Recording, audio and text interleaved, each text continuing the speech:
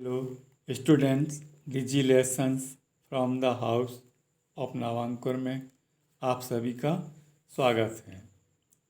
बच्चों, आज हम विषय सामाजिक विज्ञान की पुस्तक सामाजिक एवं राजनीतिक जीवन के ग्रामीण क्षेत्र में आजीविका भाग 2 के बारे में पढ़ेंगे। बच्चों, अरुणा और पारिवेलन पुदुपेट कलपट्टू से ज़्यादा दूर नहीं है। यहाँ लोग मछली पकड़कर अपना जीवन चलाते हैं। उनके घर समुद्र के पास हैं और वहाँ चारों ओर जाल और कैटामरैन मछुआरों की खास तरह की छोटी नाव दिखाई देती हैं। सुबह 7 बजे समुद्र किनारे बड़ी भीड़भाड़ रहती है। इस समय सारे कैटामरैन मछलियाँ पकड़कर लौट आते हैं। मछली खरीदने और बेचने के लिए बहुत सारी औरतें इकट्ठी हो जाती हैं। बच्चों, अरुणा कह रही है, मेरा पति पारिवेलन, मेरा भाई और जीजा आज बड़ी देर से लौटे, इसलिए वह बहुत परेशान हो गई थी। ये हमारे कैटामरैन में इकट्ठे ही समुद्र में जाते हैं। उन्होंने बताया कि आज वे तूफान में फंस गए थे। बच्चों, ये आप चित्र देख रहे हैं, ये इसमें मछुआरे मछली पकड़ने के लिए नाव में बैठकर जाते हैं। आज जो मछलियाँ पकड़ी गईं उनमें से मेरे परिवार के लिए कुछ मछलियाँ एक तरफ उठा कर रख लीं और बाकी नीलाम कर दी गईं। इस नीलामी से जो पैसा मिलता है वह 4 भागों में बांट दिया जाता है। 3 हिस्से उन लोगों में बट जाते हैं जो मछली पकड़ने जाते हैं। बाकी 1 हिस्सा उन्हें मिलता है जिसकी नाव और जाल वगैरह होते हैं। क्योंकि जाल, कैटामरैन और उसका इंजन हमारे पास हैं तो वह हिस्सा भी हमें ही मिल जाता है। हमने बैंक से उधार लेकर एक इंजन खरीदा है जो कैटामरैन में लगा हुआ है। इससे ये लोग समुद्र में दूर तक जा पाते हैं और ज़्यादा मछलियाँ पकड़ पाते हैं। नीलामी में जो औरतें यहाँ से मछलियाँ खरीदती हैं वे टोकरे भर भर कर पास के गांव में मछलियाँ बेचने के लिए जाती हैं। कुछ व्यापारी भी हैं जो शहर की दुकानों के लिए मछलियाँ खरीदते हैं। मैं दोपहर 12 बजे तक ही नीलामी का काम निपटा पाती हूँ। शाम को मेरा पति और बाकी रिश्तेदार मिलकर जाल को सुलझाते हैं और उसकी मरम्मत करते हैं। मरम्मत का मतलब यदि जाल कहीं से कट फट जाता है तो उसकी सिलाई करते हैं। कल सुबह सुबह 2 बजे वे फिर समुद्र की तरफ चल देंगे। हर साल मानसून के दौरान करीब 4 महीने तक वे समुद्र में नहीं जा पाते हैं क्योंकि यह मछलियों के प्रजनन का समय होता है। इन महीनों में हम व्यापारी से रुपया उधार लेकर अपना गुजारा चलाते हैं। इसके बाद हमें मजबूरी में उसी व्यापारी को मछलियाँ बेचनी पड़ती हैं और हम खुद खुली नीलामी नहीं कर पाते हैं। वे खाली महीने काटना हमारे लिए सबसे मुश्किल काम होता है। पिछले साल सुनामी के कारण हमारा बहुत बड़ा नुकसान हुआ था। बच्चों, ये आप चित्र देख रहे हैं, ये स्थानीय बाज़ार में मछलियाँ बेचती हुई मछुआरें दिखाई दे रही हैं। बच्चों, ग्रामीण क्षेत्रों में आजीविका के साधन। ग्रामीण क्षेत्रों में लोग अपनी आय विभिन्न तरीक़ों से कमाते हैं। कुछ खेती का काम करते हैं, कुछ अन्य काम करके अपना जीवन चलाते हैं। खेती में कई तरह के काम शामिल हैं, जैसे खेत तैयार करना, रोपाई, बुवाई, निराई, कटाई आदि। फसल अच्छी हो इसके लिए हम प्रकृति पर निर्भर रहते हैं। इस तरह जीवन ऋतुओं के आसपास ही चलता रहता है। बुवाई और कटाई के समय लोग काफ़ी व्यस्त रहते हैं और दूसरे समय काम का बोझ कुछ कम रहता है। देश के अलग अलग क्षेत्रों में ग्रामीण लोग अलग अलग तरह की फसलें उगाते हैं। फिर भी हम उनके जीवन की परिस्थितियों में और उनकी समस्याओं में काफ़ी समानताएं पाते हैं। बच्चों, लोग कैसे ज़िंदगी बसर करते हैं और कितना कमा पाते हैं, यह इस बात पर निर्भर करता है कि वे जिस ज़मीन को जोतते हैं वह कैसी है। कई लोग उस ज़मीन पर मजदूरों के रूप में निर्भर हैं। ज़्यादातर किसान अपनी ज़रूरतों को पूरा करने और बाज़ार में बेचने के लिए भी फसलें उगाते हैं।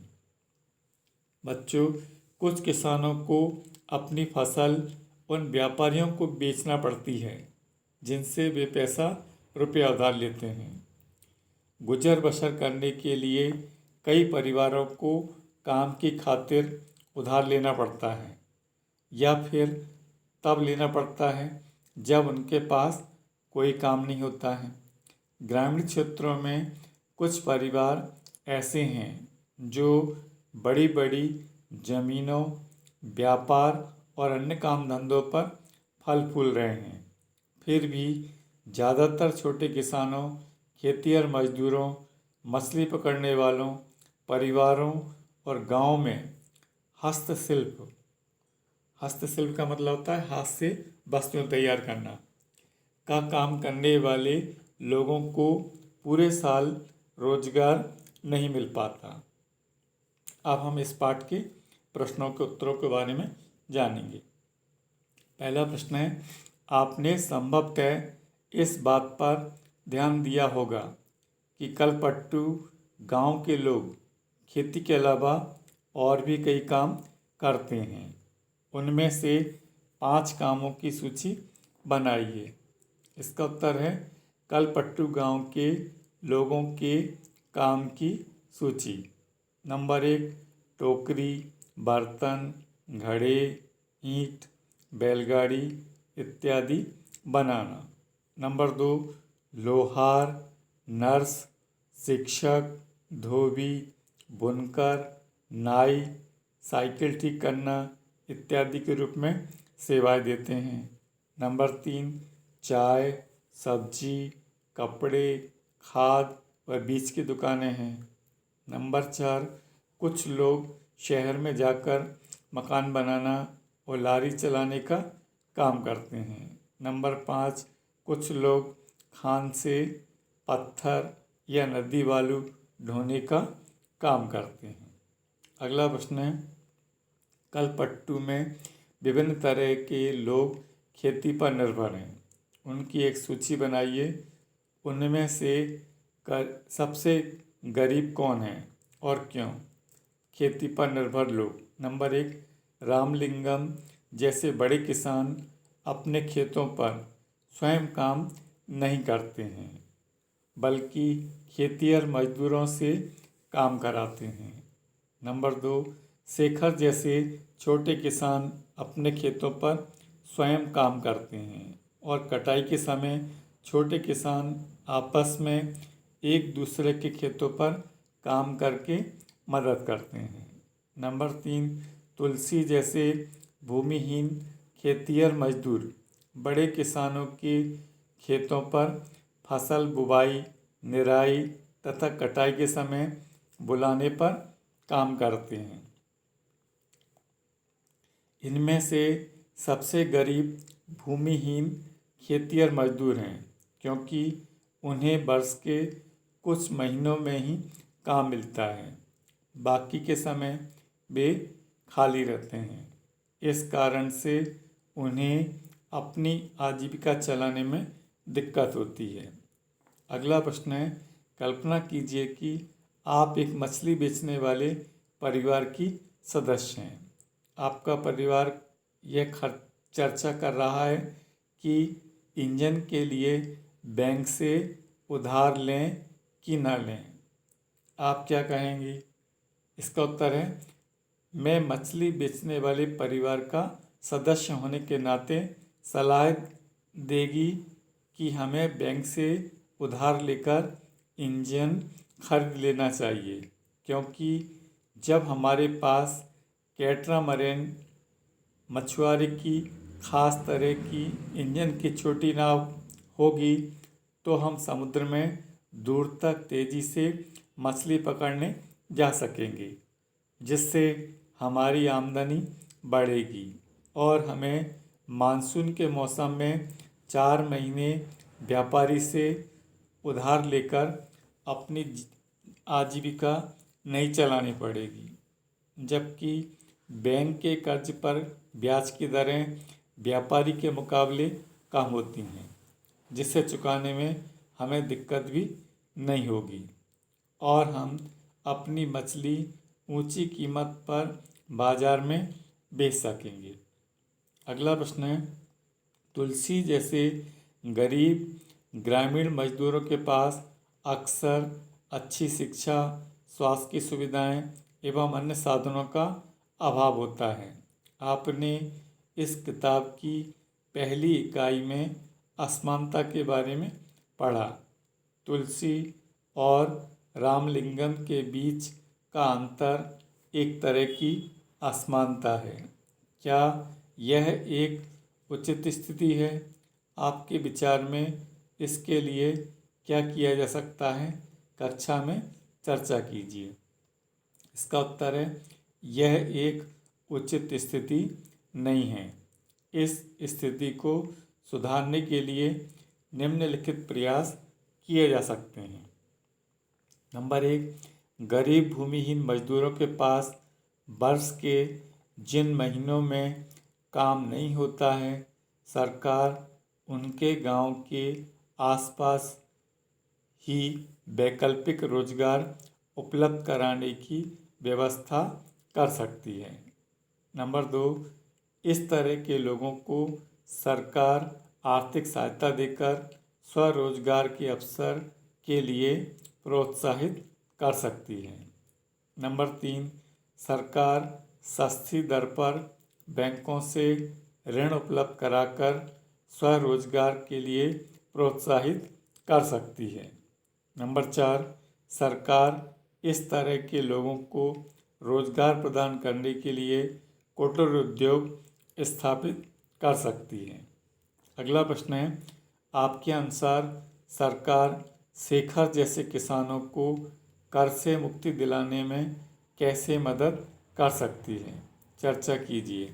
इसका उत्तर है, शेखर जैसे छोटे किसानों को फसल बुवाई के लिए खाद बीज खरीदने के लिए व्यापारी से उधार लेना पड़ता है, जिसके बदले में उन्हें अपनी फसल सस्ते में व्यापारी को बेचनी पड़ती है। इस तरह किसान को 2 तरह से नुकसान होता है। एक तो वह ऊंची ब्याज दर पर कर्ज लेता है और दूसरे उसे अपनी फसल का उचित मूल्य भी नहीं मिल पाता। इस कारण किसान अधिक परिश्रम करने के बाद भी अपनी आजीविका अच्छे प्रकार से नहीं चला पाता और व्यापारी के जाल में फंसता चला जाता है। यदि सरकार छोटे किसानों को बुवाई के समय सस्ती दरों पर बीज खाद उपलब्ध करा दे तो किसान को व्यापारी से ऊंची ब्याज दर पर उधार नहीं लेना पड़ेगा और ना ही कम कीमत पर व्यापारी को अपनी फसल बेचनी पड़ेगी और वह आसानी से अपनी आजीविका चला सकेगा। इसके अलावा सरकार किसान फसल को उचित दर पर खरीदने की व्यवस्था भी कर दे तो किसान व्यापारी की लूट से भी बच जाएंगे, जिससे उन्हें अपनी फसल का उचित मूल्य मिलेगा और उनकी आमदनी बढ़ेगी। अगला प्रश्न है, नीचे दी गई तालिका भरते हुए शेखर और रामलिंगम की स्थितियों की तुलना कीजिए। तो ये इसका उत्तर है, शेखर और रामलिंगम की तुलना दिखाई गई है। खेती की हुई जमीन, तो शेखर के पास 2 एकड़ ज़मीन है, रामलिंगम के पास 20 एकड़ ज़मीन है। दूसरा पॉइंट है, मजदूरों की ज़रूरत, शेखर स्वयं काम करता है और रामलिंगम मजदूरों से काम करवाता है। तीसरा पॉइंट है, उधार की ज़रूरत, शेखर के लिए खाद व बीज के लिए व्यापारी से उधार लेना होता है और रामलिंगम उधार नहीं लेता है।